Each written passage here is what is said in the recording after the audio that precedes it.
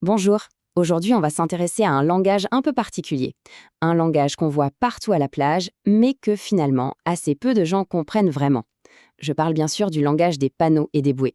C'est vraiment la clé pour que tout le monde puisse profiter de la mer sans danger. Allez, c'est parti, on plonge dedans. Alors, imaginez un peu la scène, on y est tous passés. Une belle journée d'été, la plage noire de monde, il y a les enfants qui barbotent au bord, des nageurs un peu plus loin, des planches à voile qui zigzaguent à toute vitesse, et puis des bateaux qui croisent au large. C'est la carte postale parfaite, non? Eh bien, en réalité, ça pourrait être un vrai cauchemar niveau sécurité. La vraie question, c'est comment tout ce petit monde fait pour cohabiter sans que ça finisse en accident. Eh bien, la réponse, elle est juste sous nos yeux. C'est un langage visuel, un système de balisage super bien pensé pour organiser tout cet espace. Et c'est justement ce système qu'on va décortiquer aujourd'hui. Bon, pour piger ce langage, il faut commencer par les bases, par son alphabet en quelque sorte. Et sur l'eau, cet alphabet, eh bien, ce sont les bouées. On va commencer par les plus connus, les bouées journes. Vous savez, leur forme peut changer, parfois elles sont coniques, parfois cylindriques, mais leur couleur, elle, ne change pas. C'est un signal universel. On peut dire que ce sont un peu les gardiennes de notre sécurité en mer. C'est elles qui délimitent le terrain-jeu. Leur rôle est super simple, mais absolument essentiel. En fait, elles créent des sortes de frontières invisibles, mais bien réelles. Par exemple, ici, hop, une zone juste pour les baigneurs, pour qu'ils soient tranquilles.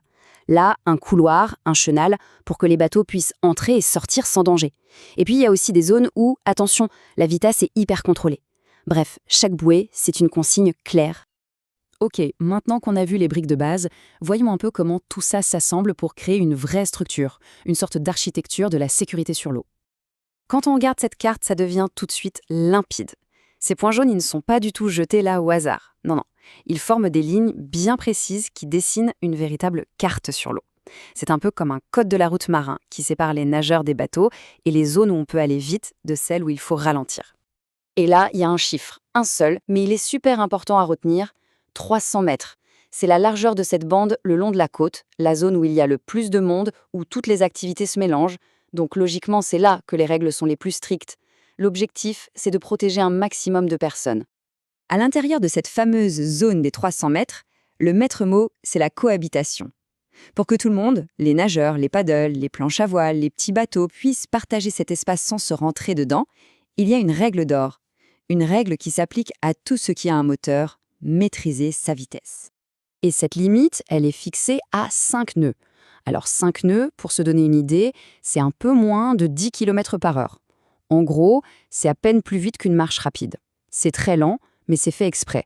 Cette vitesse réduite, ça laisse le temps de voir ce qui se passe, de réagir et surtout d'éviter un accident. Comme sur la route en fait. La vitesse, c'est vraiment l'ennemi numéro 1. Alors, ok, les bouées délimitent les zones. Mais une fois qu'on est dans une zone, comment on sait ce qu'on a le droit de faire ou de ne pas faire? C'est là qu'on passe au niveau supérieur de ce langage, les panneaux, avec leurs pictogrammes. Ce tableau, c'est un peu le dictionnaire de la plage. La logique est hyper simple et elle est universelle. Le bleu, ça veut dire oui, c'est autorisé. Le rouge barré, c'est non, c'est interdit. Chaque petit dessin représente une activité. La baignade, le ski nautique, etc. Il suffit de regarder la couleur et on a la réponse. Prenons un exemple, pour que ce soit bien clair. Regardez, la baignade. Le petit bonhomme qui nage, il est dans la case bleue. Donc pas de souci, c'est autorisé. Par contre, juste à côté, les véhicules, à moteur. Là, c'est rouge barré. C'est non, catégoriquement. Et voilà comment on crée des zones protégées, de vrais petits sanctuaires pour les baigneurs. Allez, autre exemple. Une zone où les voiliers, les planches à voile sont autorisées.